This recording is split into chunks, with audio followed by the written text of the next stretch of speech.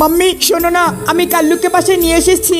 মানে কি বলছো তুমি? হ্যাঁ মাম্মি, এখন থেকে সে আমার সাথে থাকবে। তুমি কি পাগল হয়ে গিয়েছো? এমনিতে আমাদের কাছে বিল্লু রয়েছে, তারপরে আবার তুমি কাল্লুকে নিয়ে এসেছো। মাম্মি কাল্লু আমার সাথে থাকবে। এই কাল্লু, তুই আমার সাথে চল। জ্যাকির বাচ্চা, তোকে আমি দেখাচ্ছি মজা। হে জ্যাকি, তুমি কি করছো?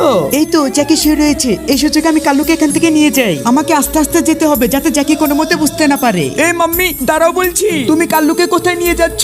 জ্যাকি, তুমি একটু বোঝার চেষ্টা করো, আমাদের কাছে তো একজন বিল্লু রয়েছে, এখন আবার কাল্লুকে লাগবে কেন? মাম্মি তুমি কাল্লুকে বিল্লুর সাথে রেখে দাও, তাহলে বিল্লু একটা বন্ধু পাবে। ও আচ্ছা, তাই নাকি? তাহলে দেখো কি হয়। জ্যাকি দেখো, তারা দুজন কিভাবে লড়াই করছে। এভাবে তো তারা কোনোদিনও বন্ধু হতে পারবে না। তারা দুজন যদি এভাবে লড়াই করতে থাকে তাহলে তো অনেক মুশকিল হয়ে যাবে। জ্যাকি, এখন তুমি বলো কি করব?